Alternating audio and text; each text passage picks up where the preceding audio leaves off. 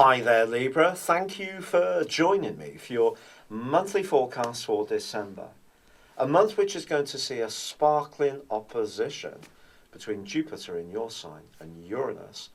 And in the first 10 days, Mars, the planet of passion, is going to be feeding into these two in a way which can be sensational for you exclusively. Jupiter in your sign for the first time in 12 years is about growth. It's about abundance. It's about feeling that things can get better. In an opposition to Uranus, it can see us almost being over-optimistic, or it can see things happening very suddenly and us deciding just to go with the flow. And that in itself can prove exhilarating. With Mars in the mix as well, for you, in your sister air sign of Aquarius, I feel that this can create the conditions for some real sudden moves around your social situation, and obviously feeding into the seasonal mix. There could be some last minute changes of plan, some invites, but it can be really stimulating to step outside what you know and having a bit more confidence and daring to do that, and not taking so long to weigh up the pros and cons to the point that it almost stops your natural exuberance from coming to the fore. Is actually going to be very, very fulfilling for you. The chance to be much more daring is actually going to go on for you, Libra, right through to the end of February because of this opposition between Jupiter and Uranus. It may see some things not work out. You may try some things that could come up against some obstacles, and not everybody's going to get what you're trying to do. But go with it, see where it leads.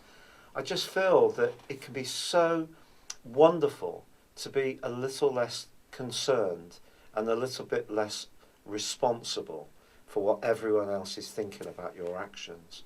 You can be someone who's very attuned to doing the right things for others. And there has been a sense, certainly this year, for the 5 months that Saturn was clashing with Neptune, that your obligations and responsibilities to others were becoming quite a burden and really leaving you quite drained at times. So if there is a chance to let your hair down, be much more of a free spirit, take it. It really can be very uplifting. Now, in a more practical sense, obviously, we do have to get supplies in for Christmas. We have to decide who we're going to spend time with, who's going to do what, who's going to put up this auntie and uncle and so forth. Mercury moves at the start of this month into an area which is very much to do with home, family and emotional issues.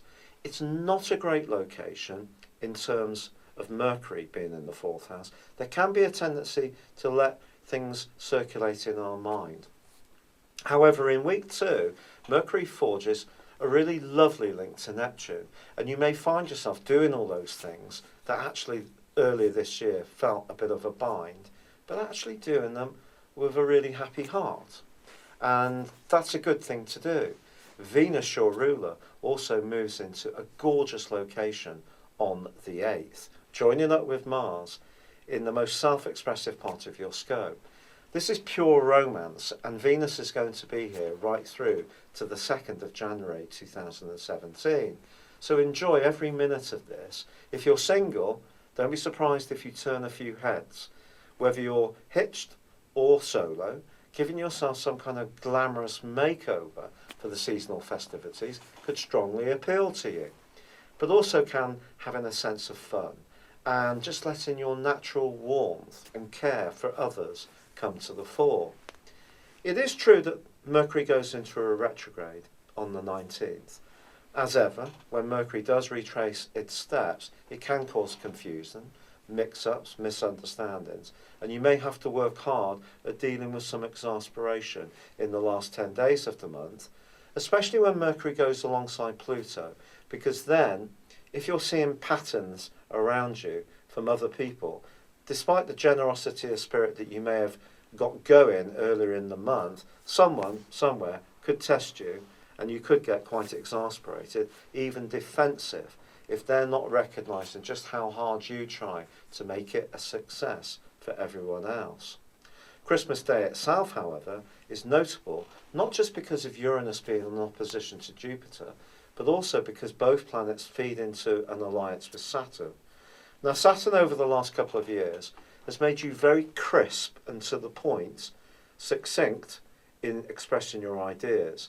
But at some point along that journey, someone may have found you much more forceful than they were used to before, when they've been much more aware of you being someone who's obliging, perhaps almost to the point of being rather deferential.